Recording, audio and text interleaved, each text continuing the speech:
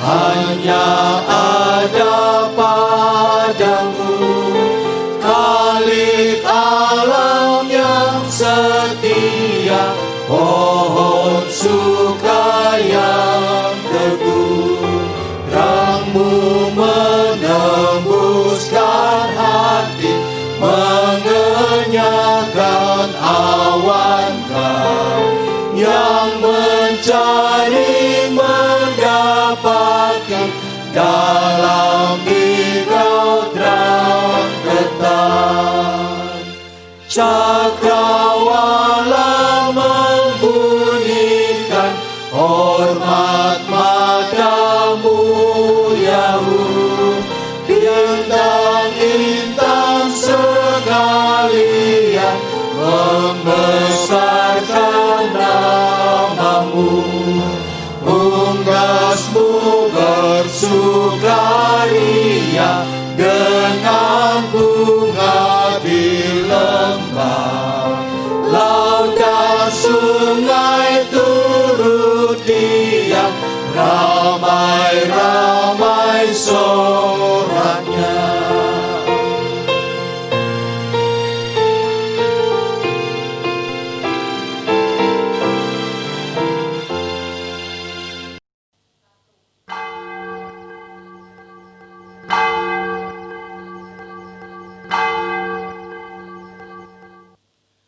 Sidang Jemaat yang dikasihi oleh Tuhan, marilah kita bersama-sama berdiri, kita menyiapkan hati dan pikiran kita untuk menghadap hadirat Tuhan. Kita masuk dalam doa teduh.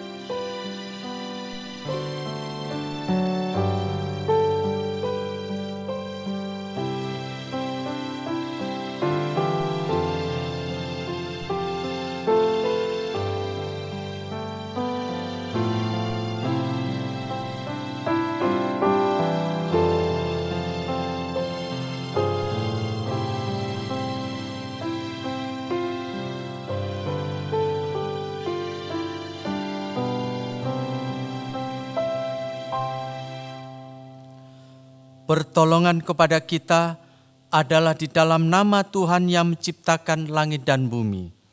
Kasih karunia, rahmat dan damai sejahtera dari Allah Bapa, Allah Putra, dan Allah Roh Kudus menyertai kita sekalian. Amin.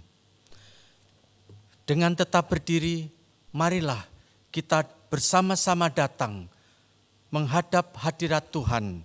Kita datang kepada sumber kesukaan yang ceria. Kesukaan yang ceria.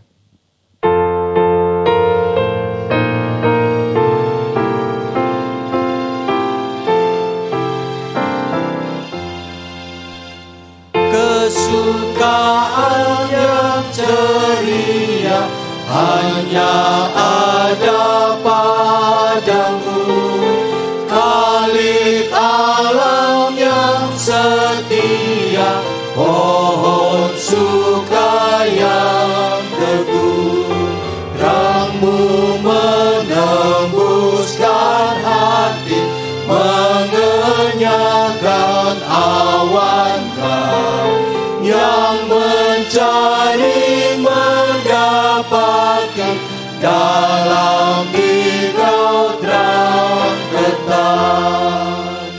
Cakrawala membunyikan, hormat matamu Yahud.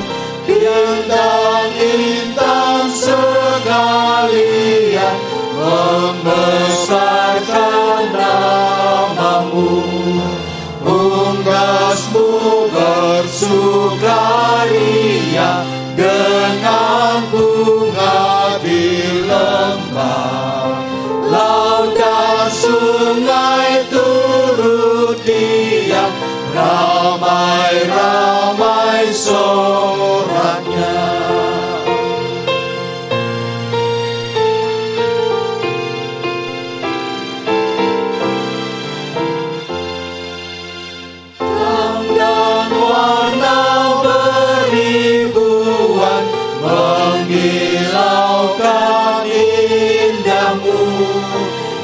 yang menghibur sekalian, yang khawatir mengeluh. Atas sayap kesukaan kami pun Kau naikkanlah, jauh di atas kedukaan, ke terang-Mu yang cerah. Mari kita berdoa. Bapa yang di dalam kerajaan surga, kami bersyukur kepada-Mu ya Tuhan, di tengah-tengah segala keterbatasan kami, untuk kami bisa bertemu dengan orang banyak. Kami bersyukur kepada-Mu karena Engkau telah memberikan kepada kami kesempatan untuk beribadah. Walaupun di antara kami sebagian besar beribadah di rumah kami, namun kami bersyukur karena ada kesempatan yang Tuhan berikan kepada kami. Kami bersyukur ya Tuhan untuk kekuatan dan kesehatan yang Tuhan berikan kepada kami hingga saat ini, hingga kami boleh bersama-sama menghadap hadirat Tuhan. Tuhan, kami mohon kiranya Engkau yang akan mengampuni segala dosa-dosa kami, sebab sekalipun kami banyak menerima berkat yang dari Tuhan, namun di dalam kehidupan kami, betapa kami sering melakukan banyak hal yang tidak berkenan di hadapan Tuhan. Karena itu ya Tuhan, sucikan dan kuduskanlah hati dan pikiran kami. Layakkanlah kami untuk menghadap hadirat Tuhan pada pagi hari ini. Berkatilah ya Tuhan ibadah kami dari awal sampai akhirnya. Kiranya Tuhan berkenan hadir di tengah-tengah kami, hadir di dalam hati kami, supaya kami sungguh-sungguh mendapatkan sukacita dan nama Tuhan dipermuliakan. Berkatilah ibadah ini dari awal sampai akhirnya. Di dalam nama Tuhan Yesus Kristus kami berdoa, kami mengucap puji syukur. Amin. Berita anugerah terambil dari Surat Roma pasal yang ke-5 ayat yang ke-8 sampai ayat yang ke-10. Demikian firman Tuhan. Akan tetapi Allah menunjukkan kasih-Nya kepada kita, oleh karena Kristus telah mati untuk kita ketika kita masih berdosa. Lebih-lebih karena kita sekarang telah dibenarkan oleh darah-Nya, kita pasti akan diselamatkan dari murka Allah. Sebab jikalau kita ketika masih seteru diperdamaikan dengan Allah oleh kematian anaknya, lebih-lebih kita yang sekarang telah diperdamaikan pasti akan diselamatkan oleh hidupnya. Demikianlah firman Tuhan. Dengan tetap berdiri, marilah kita bersama-sama mengikrarkan pengakuan iman rasuli. Pengakuan iman rasuli. Aku percaya kepada Allah, Bapa yang Maha Kuasa, Khalik langit dan bumi, dan kepada Yesus Kristus, Anak-Nya yang tunggal Tuhan kita, yang dikandung dari Roh Kudus, lahir dari anak darah Maria, yang menderita sengsara di bawah pemerintahan Pontius Pilatus, disalibkan, mati dan dikuburkan, turun ke dalam kerajaan maut, pada hari yang ketiga bangkit pula dari antara orang mati, naik ke surga, duduk di sebelah kanan Allah, Bapa yang Maha Kuasa, dan dari sana Ia akan datang untuk menghakimi orang yang hidup dan yang mati. Aku percaya kepada Roh Kudus, gereja yang kudus dan am, persekutuan orang kudus, pengampunan dosa, kebangkitan tubuh, dan hidup yang kekal. Amin. Saudara-saudara sekalian, banyak orang mengandalkan kekuatannya, namun saat ini mereka akhirnya runtuh kekuatannya. Mereka menjadi gentar oleh karena ada begitu banyak kesulitan. Tetapi saudara-saudara sekalian, ketika kita datang kepada Allah yang menjadi benteng kita, kita akan mendapatkan kekuatan di dalamnya. Allah jadi benteng yang kukuh.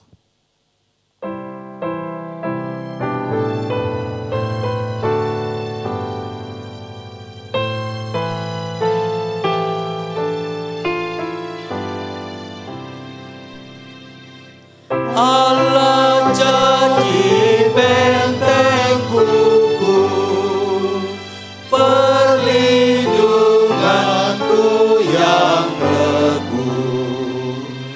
Meski banyak susah suka, pertolongannya beri gemar.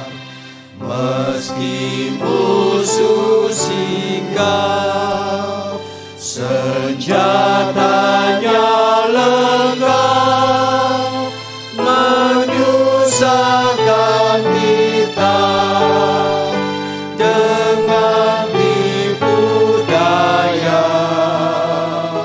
Tapi Kristus selalu jaga. Jika sandar kuat diri, pasti kita akan kalah.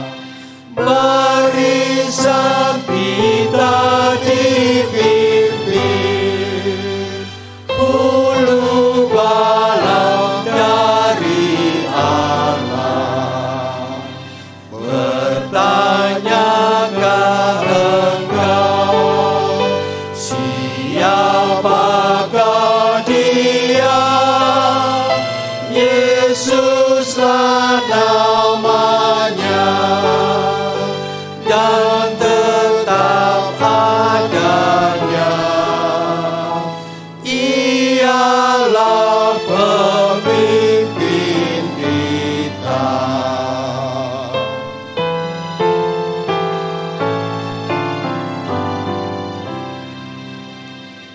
Sabda Allah yang berkuasa, tinggal tetap selamanya. Roh-Nya jadi milik kita, dan memihak pada kita. Lenyaplah dunia dengan hidup fana, badanku dibunuh, Allah tetap teguh. Tatanya tetaplah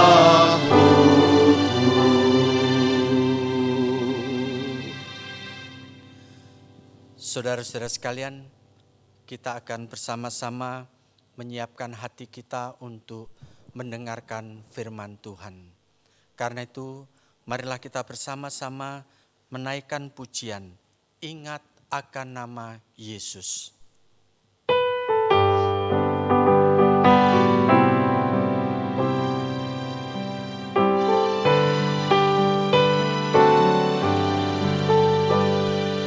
Ingat akan nama Yesus, kamu yang menanggung berat.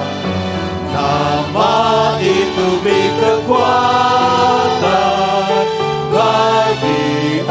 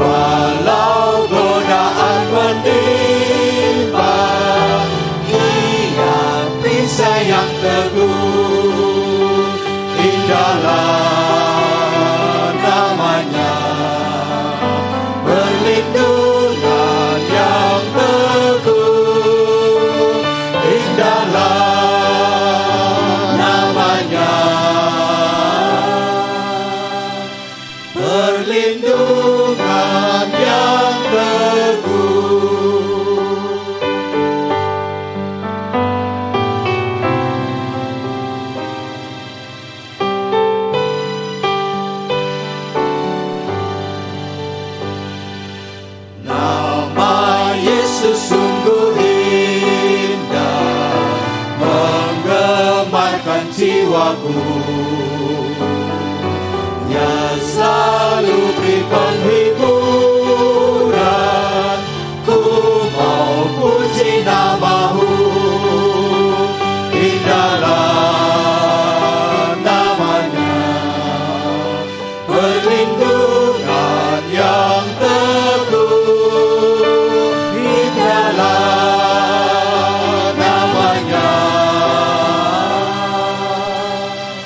perlindungan yang teguh.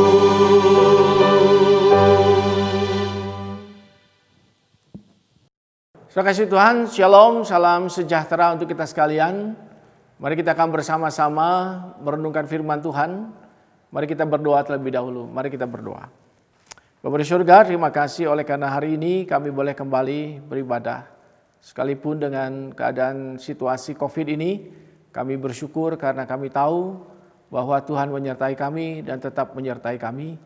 Sekalipun kami beribadah secara online, tetapi kami tahu juga Tuhan tetap akan memberkati, sehingga ibadah kami berkenan kepada-Mu dan Kau memberikan kepada kami segala berkat. Kiranya Tuhan akan menolong kami merenungkan akan firman-Mu. Dalam Tuhan Yesus kami berdoa. Amin. Saudara, kita akan membuka Alkitab bersama dari 1 Tesalonika pasal 1 ayat yang ke-6 sampai ayat yang ke-8. 1 Tesalonika 1 ayat yang ke-6 sampai ayat yang ke-8, firman Tuhan berkata begini. Dan kamu telah menjadi penurut kami dan penurut Tuhan dalam penindasan yang berat. Kamu telah menerima firman itu dengan sukacita yang dikerjakan oleh Roh Kudus, sehingga kamu telah menjadi teladan untuk semua orang yang percaya di wilayah Makedonia dan Akhaya. Karena dari antara kamu firman Tuhan bergema bukan hanya di Makedonia dan Akhaya saja, tetapi di semua tempat telah tersiar kabar tentang imanmu kepada Allah, sehingga kami tidak usah mengatakan apa-apa tentang hal itu. Saudara, konteks ini adalah konteks krisis yang sangat sulit, yang berat yang dialami oleh orang-orang di Tesalonika. Saudara perhatikan di dalam bagian ini ada beberapa kata yang penting sekali. Di sana dikatakan di dalam penindasan yang berat.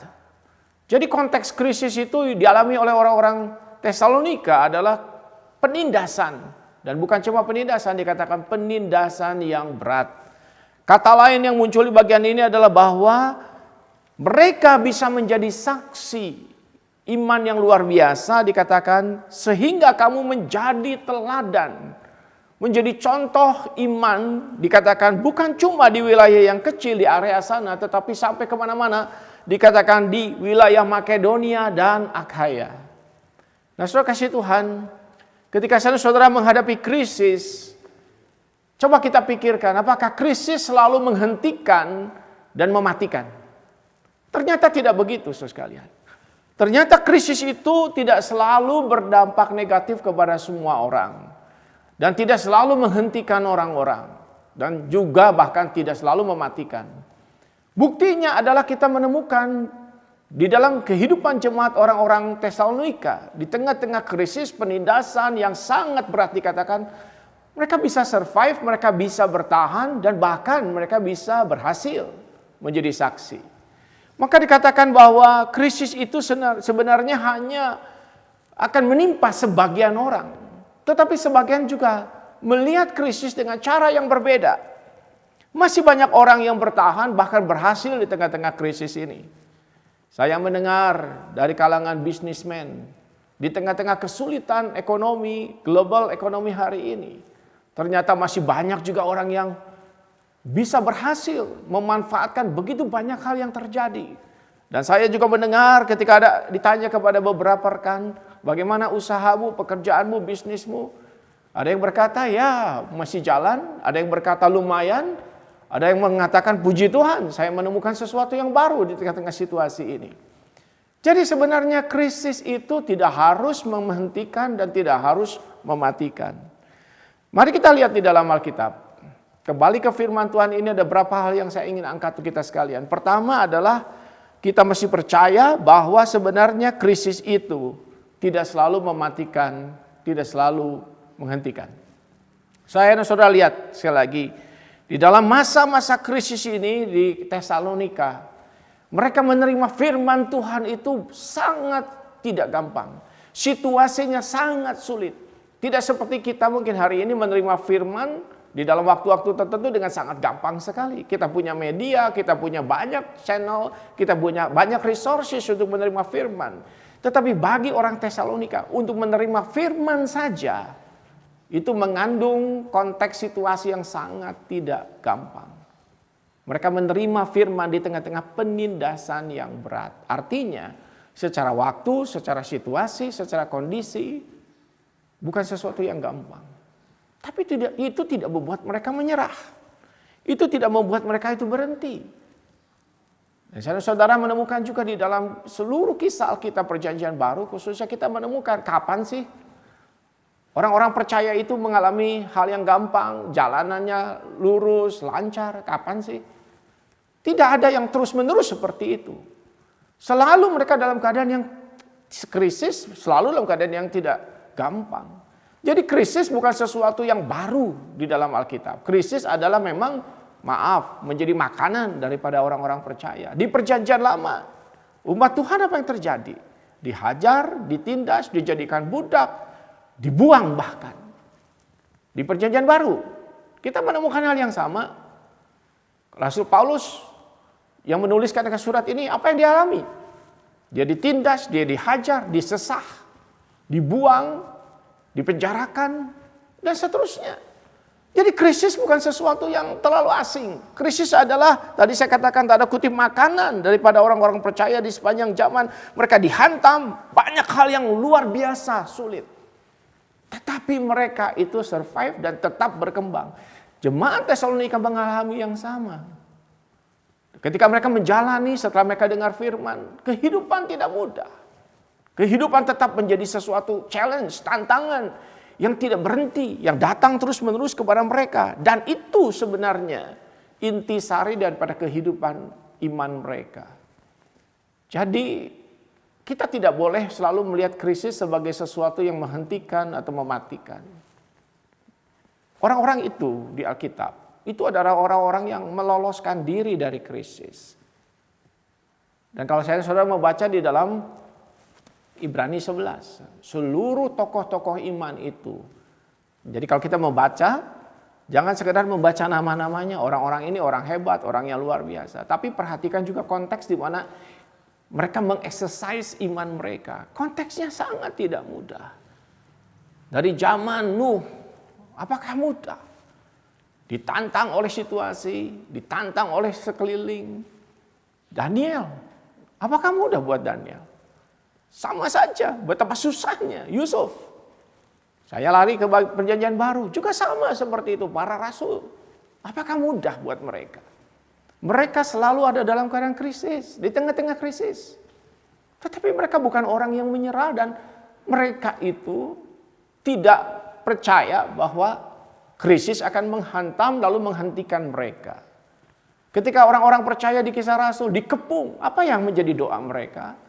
Mereka tidak berkata, ya Tuhan habislah semua, selesailah semua, berhentilah semua. Tidak. Ketika mereka dikepung, mereka berkata cuma permintaan mereka, berikan kepada kami hikmat, keberanian di tengah-tengah situasi ini. Jadi janganlah kita kemudian menjadi orang-orang yang karena krisis menjadi pasif, diam saja, menjadi cengeng, dan kemudian kita berharap sesuatu yang baik terjadi baru kita bisa bergerak. Melihat segala sesuatu aman, lancar, baru kita bisa keluar bergerak. Tidak demikian. Krisis itu memang seringkali tidak bisa dihindarkan. Seperti COVID-19 hari ini. Saya tiap hari membaca banyak artikel. Menunggu kapan sih ini reda. Dulu kita berharap 3 bulan selesai. Tetapi kelihatannya kan tidak seperti itu. Kita akan mesti bertahan dengan krisis ini, mungkin akan berbulan-bulan kemudian. Kita tidak tahu. Kita ada harapan, kadang-kadang harapan sepertinya habis, hilang lagi, lalu muncul lagi harapan. Dan seperti itu terjadi. Apakah kita terus akan menunggu, pasif? Tidak begitu, bukan? Ada juga orang yang lari, menghindar. Mau sampai kapan kita menghindar? Tetapi Alkitab sekali memberikan kepada kita contoh. Tidak ada orang yang kudus di Alkitab. Tokoh-tokoh iman yang kemudian playing victim. Selalu menjadi merasa saya korban situasi, saya korban keadaan. Lalu kemudian mereka mengasihani diri lalu berhenti. Tidak begitu. Krisis itu tadi saya katakan di depan selalu ada, termasuk pada jemaat Tesalonika, kepada orang-orang beriman. Dan mereka tidak pernah mengambil mode, cara, kondisi seperti itu. Tidak pernah. Mereka adalah orang-orang yang sebenarnya menerima krisis itu. Dan mereka tidak menjadi frustasi di tengah-tengah krisis itu. Sekalipun tentu saja kita tidak bisa mengatakan bahwa krisis itu sesuatu yang sepele atau kita sepelekan. Tentu saja kita perlu hati-hati. Tetapi intinya adalah mereka adalah orang-orang yang percaya bahwa krisis tidak bisa menjadikan mereka berhenti atau mematikan mereka. Hal yang kedua yang saya mau angkat dari refleksi dari 1 Tesalonika ini adalah hal yang kedua adalah bahwa ternyata krisis itu toh menciptakan peluang juga. Saudara perhatikan di dalam konteks 1 Tesalonika ini. Kalau kita melihat sebenarnya peluang itu tidak banyak untuk mereka berkembang sebagaimana yang seharusnya. Artinya bahwa tidak banyak kesempatan untuk mereka bisa pergi kemana-mana menjadi saksi ke wilayah Makedonia, Akaya, untuk traveling dan seterusnya. Tidak. Kebanyakan mereka di tengah-tengah aniaya itu akan stay di tempat. Tidak bisa banyak berbuat apa-apa, tetapi apa yang bergerak? Iman mereka bergerak menembus keadaan itu sampai Paulus berkata, imanmu, kesaksian hidupmu, teladanmu itu sudah bergema. Kita perhatikan kata bergema. Kata bergema adalah gaung. Jadi dari satu tempat disuarakan bisa kedengaran sampai di tempat yang lain, itu namanya gema. Itu namanya echo. Bergema kemana-mana. Seperti kalau saudara pergi ke sebuah pegunungan, lalu saudara bisa teriak dan itu suaranya masuk ke lembah, keluar. Dan terdengar masih terus setelah suara itu disampaikan. Jadi kata gema itu menunjukkan mungkin mereka tidak bisa terlalu banyak bergerak sampai ke Akaya, ke Makedonia. Mereka tidak traveling. Tetapi iman mereka menembus segala sesuatu. Jadi sebenarnya apakah di tengah-tengah krisis saya sudah mungkin berkata saya mesti work from home, saya mesti membatasi diri lalu kemudian menghentikan? Tidak, sekali lagi itu tetap membuka peluang-peluang yang lain untuk mereka. Intinya kalau satu pintu ditutup tidak berarti kita selesai.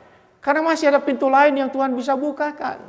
Kadang Tuhan izinkan buat kita satu pintu ditutup supaya saudara melihat pintu yang lain, jalan yang berbeda, pendekatan yang berbeda. Sejarah penginjilan di Tesalonika, sejarah perkembangan gereja Tesalonika yang sangat muda ini mengajar saudara pada hari ini bahwa sebenarnya krisis itu menciptakan bagi kita suatu kesempatan dan peluang. Maka ketika saudara membaca Alkitab berkata, selamatkanlah waktumu, agorazo, buy back waktumu. Waktu yang dipakai di dalam Efesus itu intinya adalah kairos. Kairos itu artinya kesempatan. Selamatkan kesempatanmu, atau dengan bahasa sederhana hari ini, selamatkan peluangmu. Ada peluang di tengah-tengah krisis ini. Selamatkanlah, gunakanlah kesempatan itu, karena mungkin momen itu tidak pernah akan hadir lagi dalam hidup saudara. Jadi kita melihat sebenarnya di dunia ini banyak sekali orang itu pandai sekali menurut saya. Orang-orang yang pandai menggunakan peluang-peluang yang muncul karena krisis. Jadi peluang yang tadinya tidak kelihatan menjadi kelihatan, peluang yang tadinya tidak ada menjadi ada, kebutuhan yang tadinya tidak ada tercipta di tengah-tengah krisis. Dan banyak orang yang saya kenal itu, orang-orang di dunia ini pandai sekali menurut saya. Mereka menangkap, mereka melihat peluang itu dan mereka masuk ke dalam peluang itu. Dan mereka menikmati keberhasilan. Berapa banyak yang berhasil setelah Maret, April, Mei, Juni, Juli, Agustus. Berapa banyak orang yang berhasil di dunia ini. Banyak sekalian. Tadi saya sebutkan di depan. Itu sebabnya juga bagi pelayanan sebenarnya sama juga. Di tengah-tengah pelayanan kita memang ada keterbatasan, ada kesulitan, ada krisis. Tetapi saya dan saudara melihat juga ada banyak peluang yang terjadi. Coba kita pikirkan saudara sekalian, ada banyak orang hari ini yang sangat bergumul di dalam hidupnya. Nah ini kesempatan kita menolong mereka, kesempatan untuk bisa mendekati mereka dan menolong mereka. Kadang-kadang ketika situasi gampang, kita dekati orang untuk menolong seseorang, mengabar Injil kepada dia tidak mau. Tetapi ketika krisis ini terjadi, bukankah itu menciptakan kesulitan, kebutuhan orang untuk ditolong. Dan saya percaya gereja, orang percaya seharusnya bergerak lebih cepat. Karena kebutuhan itu sekarang nyata, dirasakan. Orang-orang ada di rumah, kebanyakan mereka work from home. Tidak traveling jauh-jauh ke tempat yang jauh, ke luar negeri. Dan itu mereka ada di rumah-rumah kebanyakan sekarang. Itu sebabnya sebenarnya ada peluang untuk lebih gampang menjangkau. Juga kita lihat ada peluang yang lain di mana sebenarnya ada kekosongan hidup yang dirasakan. Orang mulai bertanya tentang apa hati hidupnya. Mengapa hidup saya tiba-tiba begini? Apa yang dulu saya percaya bisa menolong saya ternyata tidak bisa dipercaya untuk menolong saya. Dan seterusnya ada kekosongan, ada pertanyaan-pertanyaan eksistensial. Orang bertanya mengapa aku begini? Kenapa aku dilahirkan dan seterusnya. Ada pertanyaan eksistensial. Baru-baru saya tadi pagi membaca satu artikel. Ada seorang di India itu membawa orang tuanya ke pengadilan. Orang tuanya dua-dua adalah pengacara. Dia membawa ke pengadilan case ini. Case-nya apa? Case-nya adalah mengapa orang tuaku melahirkan aku. Kenapa orang tuaku melahirkan aku tanpa rundingan dengan aku? Nah ini tentu mungkin lucu untuk kita sekalian. Bagaimana orang tuanya bisa rundingan wong dia juga belum lahir. Tetapi case ini tetap digulirkan di pengadilan India. Jadi anak ini membawa orang tuanya, dua-dua orang tua yang pengacara ke pengadilan. Anak ini tidak butuh apa-apa. Dia seorang pengusaha, dia punya uang, dia punya bisnis yang bagus. Tetapi dia itu mempertanyakan kenapa orang tuaku tidak minta izin ke aku ketika ingin mengandung dan melahirkan aku. Dan orang tuanya, dua orang itu pengacara. Dan mereka berkata, ya ini sesuatu case yang bagus. Dan mereka layani di pengadilan. Orang tuanya tidak kesinggung. Orang tuanya berkata, ini juga case yang bagus nih. Untuk menjadi pelajaran. Di dunia ini, di dalam dunia hukum. Orang bertanya hal-hal yang aneh hari ini. Dalam sebuah dunia yang akan menjadi tambah aneh oleh karena kekosongan. Pertanyaan eksistensial. Dan mudah-mudahan kita bisa jawab pertanyaan-pertanyaan eksistensial dalam banyak orang. Di dalam Alkitab, Injil sudah menjawab begitu banyak pertanyaan eksistensial yang muncul. Jadi sebenarnya ini kesempatan di mana Injil diberitakan. Ada juga orang yang pada hari ini merasakan akan kesulitan-kesulitan yang berbagai macam berbeda. Yang tadinya tidak muncul menjadi muncul. Dan di situ sebenarnya kesempatan. Menjadi ladang yang subur. Krisis menciptakan ladang subur untuk hal-hal tertentu yang tadinya tidak ada. Dan saya tidak tahu apakah saudara menyadari bahwa krisis ini adalah sebuah opportunity yang besar. Di dalam riset terakhir yang dikerjakan oleh Bilangan Research Center, dikerjakan dan itu hasilnya dipublikasikan, luar biasa sekali. Dan itu sesuatu yang luar biasa ternyata setelah riset dilakukan, ternyata gereja-gereja sekarang semakin bersatu. Dulu itu begitu sulit bersatu, sekarang bisa menjadi gampang bersatu lewat Zoom. Lalu ada komunitas-komunitas gereja yang saling dukung satu dengan yang lain. Dan juga risetnya membuktikan gereja, 80% lebih gereja bergerak secara sosial. Memperhatikan orang-orang lain yang di luar, yang kekurangan di sekitar gereja, tetangga-tetangga dan seterusnya. Bahkan bekerja sama dengan pemerintah, bekerja sama dengan berbagai elemen dari orang-orang kepercayaan agama yang berbeda. Kan yang dulu tidak ada seperti ini, tidak sampai seperti itu dulu. Jadi kita tidak boleh terlalu pesimis dengan krisis. Karena krisis menciptakan peluang. Dan yang ketiga, saudara sekalian, krisis itu menolong saudara untuk berimpact lebih lagi. Saya tidak bisa membayangkan saudara sekalian, apa yang terjadi dengan jemaat Tesalonika yang kecil, yang baru dirintis itu, yang umurnya masih seumur jagung orang bilang. Tetapi impactnya bisa begitu besar. Kenapa bisa begitu? Kenapa yang kecil, yang kelihatannya tidak punya potensi banyak, bisa berimpact begitu besar? Dan itu tidak ada dicatat untuk lokasi gereja yang lain. Itu dicatat pertama-tama di pasal yang pertama dari kitab Tesalonika. Kenapa bisa begitu? Oleh karena sebenarnya kesempatan untuk memberikan dampak, impact itu sebenarnya terbuka luas. Bahkan untuk sebuah gereja kecil. Untuk orang-orang yang dianggap kecil. Dunia ini sudah upside down. Ada banyak teori-teori yang sudah tidak berlaku lagi. Saya ada banyak buku, sebagian saya akan sudah berikan kepada banyak orang. Tidak, teorinya sudah berbeda. Saya dan saudara perhatikan bahwa sebenarnya krisis itu seringkali sudah menjadi semacam kawah candra di muka. Kawah untuk penggemblengan dari orang-orang hebat sebenarnya. Jadi dalam krisis itu perlu diperhatikan ada dua hal. Bahwa sebenarnya membentuk diri, membentuk kapasitas, membentuk kualitas itu menjadi sangat penting hari ini.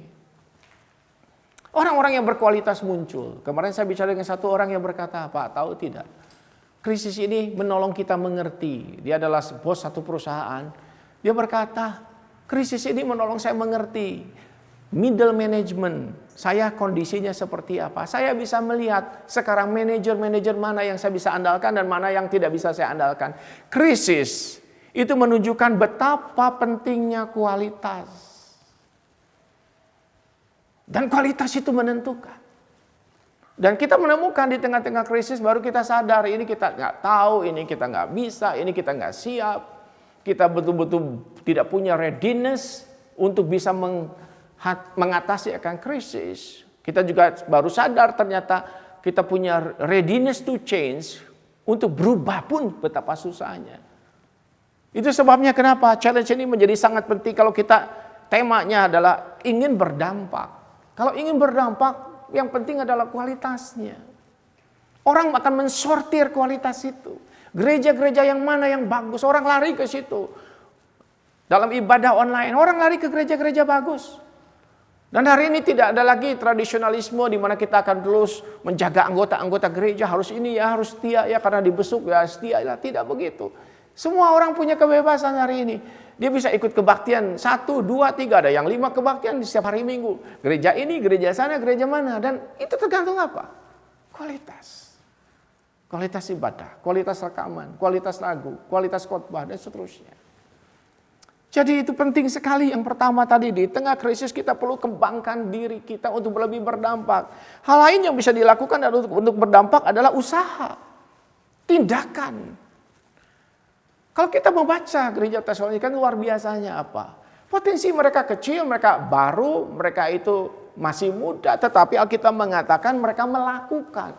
Berkali-kali firman Tuhan kembali kalau kita baca di sana. Mereka itu mengerjakan. Ada kata mengerjakan. Dikerjakan oleh Roh Kudus di dalam mereka. Dan mereka bergerak. Mereka bekerja. Terus kan kasih ini penting sekali. Bahkan perubahan, kerja perubahan. The work of change itu luar biasa kalau kita baca di Alkitab. Kalau kita membacanya lanjut dikatakan bahwa mereka cerita tentang apa yang kamu lakukan. Yang kamu lakukan. Bukan yang kamu bahas dalam teori di rapat. Di dalam proposal akan program tahunan. Bukan. Apa yang mereka lakukan dikatakan. Tentang penyambutan. Bagaimana kamu welcoming. Semua orang cerita bagaimana kamu menyambut. Tentang perubahan. Semua orang cerita tentang bagaimana kamu berbalik kepadaku. Tentang pelayanan. Bagaimana kamu melayani Allah yang hidup. Tentang harapan penantian. Bagaimana kamu menantikan. Wah, luar biasa. Ayat-ayat ini berbicara tentang apa yang dilakukan. Terus kasih Tuhan. Jadi yang penting juga selain daripada tadi saya katakan siapa, kapasitas, kemampuan, kualitas. Tetapi juga adalah mengerjakannya. Apakah kita mengerjakan? Sebuah teori banyak. Teori-teori yang banyak itu tidak akan lebih baik dari sebuah tindakan yang dilakukan. Jadi kadang-kadang mungkin kita punya banyak konsep, mimpi, rencana tetapi tidak dilakukan. Dan kita tahu akibatnya. Tidak ada hasil apa-apa. Satu kali saya melihat sebuah foto. Sekarang foto itu adalah foto tentang, di foto itu jerami, ilalang ya, jerami.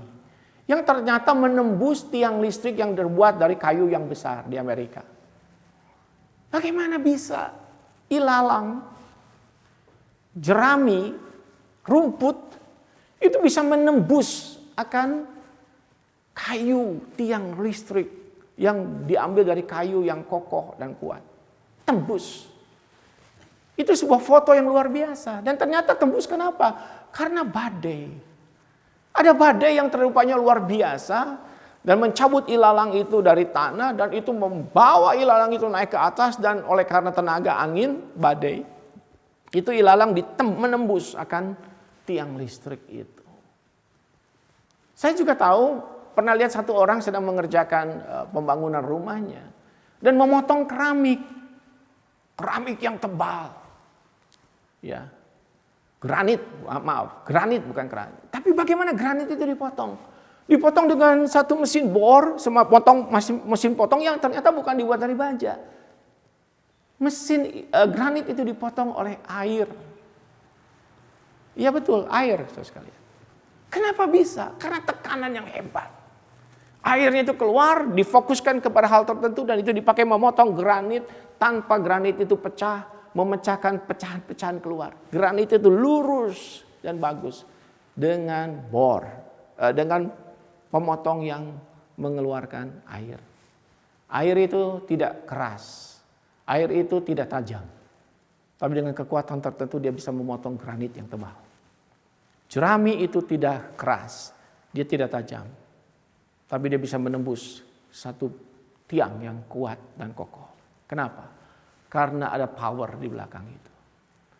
Jemaat Tesalonika di sini dikatakan menerima firman dengan sukacita karena Roh Kudus yang bekerja, karena Roh Kudus menggerakkan para pembicara pengkhotbahnya dengan kuasanya. Bagaimana mereka bisa menjadi saksi yang bergema ke Akhaya dan Makedonia karena firman Tuhan mengatakan karena kuasa Roh Kudus di dalam mereka. Jadi sebenarnya saudara, intinya hari ini kita bisa berdampak. Ketika saudara menyerahkan hidup, melihat semua peluang yang Tuhan inginkan dan bergerak bersama dengan Tuhan dalam kreativitas, inovasi. Dan mungkin hari ini kita akan menemukan jenis pelayanan yang baru, kita akan menemukan peluang yang baru, kesempatan baru, dan kita akan shifting. Dan ada banyak hal yang bisa kita lakukan. Paling sedikit ketika saudara menunggu akan efek COVID ini reda yang kita tidak tahu berapa lama lagi. Tetapi intinya, sekali lagi firman Tuhan mengajak kepada kita hari ini untuk menjadi orang-orang gereja yang berdampak di tengah-tengah situasi yang ada. Mudah-mudahan Tuhan menolong kita semakin kreatif, minggu ke minggu, bulan ke bulan, dan kita semakin berdampak positif, membawa orang kepada Tuhan, memberkati banyak orang. Kiranya Tuhan akan memberkati firman-Nya untuk kita lakukan. Amin. Mari kita berdoa. Tuhan berkatilah apa yang kami sudah dengar dari firman-Mu. Bicaralah kepada kami sekalian. Kami bukan cuma ingin mendengar, tapi kami ingin Tuhan tolong kami. Supaya kami bisa mengalami perubahan dan kami semakin diyakinkan oleh Tuhan. Bahkan di tengah situasi yang paling sulit pun Tuhan ingin kami bercahaya. Tuhan ingin kami menjadi garam dan terang dunia juga. Tuhan berkati setiap kami. Tuhan tolong setiap kami dalam segala pergumulan di konteks kami masing-masing. Berikan kepada kami hikmat. Berikan kepada kami keberanian. Berikan kepada kami pertolongan. Untuk kami mengalami perubahan-perubahan yang bisa dan masih mungkin terjadi. Oleh karena dalam pertolongan Tuhan kami tahu. Kami masih bisa melakukan banyak perubahan. Dan bisa berdampak bagi banyak orang. Dengarkan doa kami. Dalam Tuhan Yesus kami mohon. Amin. Jemaat sekalian, marilah kita masuk di dalam doa persembahan dan doa syafaat. Ya Tuhan, kami sungguh bersyukur untuk setiap penyertaan Tuhan bagi hidup kami, pemeliharaan yang masih terus kami rasakan di tengah-tengah situasi saat ini. Kami bersyukur untuk keluarga kami bersyukur untuk anak-anak kami bersyukur juga untuk cucu-cucu kami Tuhan, kami bersyukur untuk semua yang telah Tuhan nyatakan bagi kami. Dan jikalau sebentar lagi kami akan memberikan persembahan, kami tahu bahwa itu semua berasal dari Tuhan. Pakailah bagi pekerjaan Tuhan melalui gereja ini. Ya Tuhan, kami juga berdoa bagi situasi dunia saat ini, khususnya daerah Libanon. Kami mendengar ada ledakan yang besar di sana dan ada banyak korban dan juga yang ribuan orang terluka. Kami juga berdoa untuk anak-anak Tuhan yang ada di sana supaya Tuhan kuatkan, Tuhan hiburkan, Tuhan berikan pemulihan dari apa yang mereka alami. Ya Tuhan, kami juga berdoa untuk kondisi Indonesia saat ini yang masih bergumul, berjuang untuk mengatasi pandemi COVID ini. Kami bersyukur untuk adanya angin segar yang dinyatakan bahwa akan ada vaksin yang tahun depan akan didistribusikan. Kami berdoa biarlah ini memberikan suatu semangat, dorongan hidup untuk berbuat lebih lagi khususnya bagi tenaga medis di berbagai rumah sakit. Kami juga berdoa khususnya di Kota Malang ini untuk kasus COVID yang masih cukup tinggi. Kami berdoa supaya pemerintah Kota Malang dapat melakukan langkah-langkah yang dapat mengantisipasi permasalahan yang ada. Kami juga berdoa untuk setiap jemaat yang juga berjuang di dalam pemulihan kesehatan dan juga usia lanjut, kiranya Tuhan yang terus berikan kekuatan, berikan penghiburan. Kami berdoa khususnya untuk Pak Sutikno, biarlah Tuhan juga boleh memberikan pemulihan, berikan juga analisa yang tepat dari dokter dan juga obat yang tepat untuk memulihkan kondisi dari Pak Sutikno. Ya Tuhan, kami juga berdoa untuk jemaat-jemaat yang mengalami pergumulan dalam rumah tangga, dalam mencari lapangan pekerjaan. Biarlah Tuhan yang memimpin mereka sehingga dapat menemukan dan dipertemukan dengan orang yang membutuhkan jasa mereka. Ya Tuhan, kami tahu bahwa di dalam pergumulan hidup yang kami hadapi saat ini, biarlah hati kami terus memandang kepada Tuhan. Kami tidak putus asa, tetapi kami percaya bahwa Tuhan akan memimpin kami, memberi hikmat kepada kami, menuntun langkah-langkah kami di tengah-tengah situasi yang ada. Kami bersyukur ya Tuhan. Terpujilah nama-Mu, dalam nama Tuhan Yesus kami berdoa dan mengucap syukur. Amin. Shalom Bapak Ibu, Saudara yang dikasihi oleh Tuhan.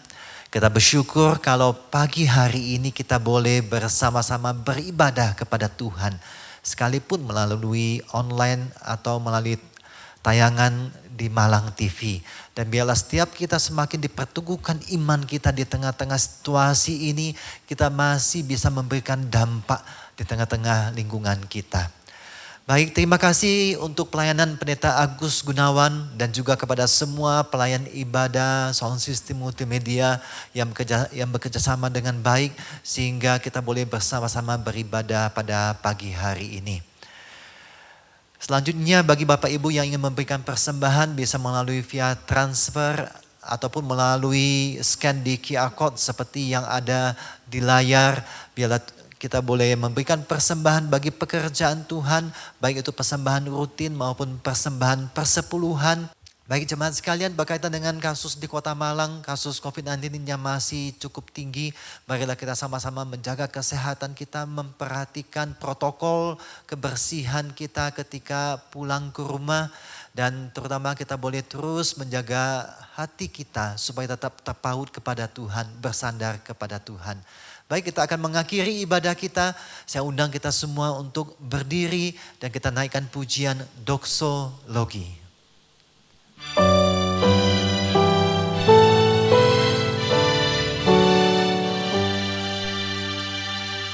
Puji Allah Bapa Putra, puji Allah Roh Kudus, ketiganya yang besar. Pohon selamat sumber berkah.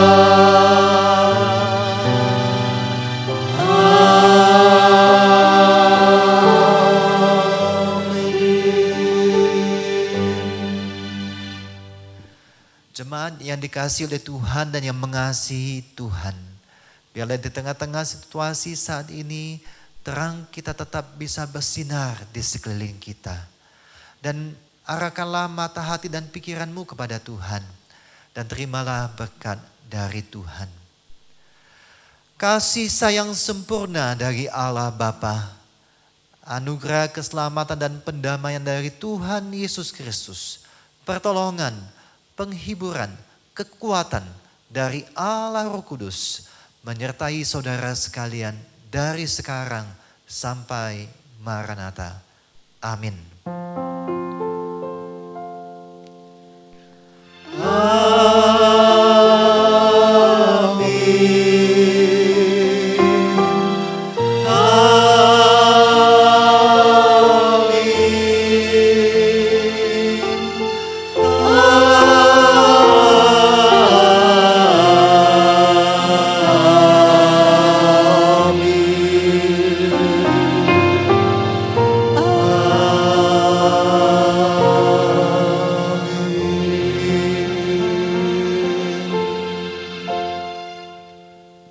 kita selesai, silakan mengambil satu dulu.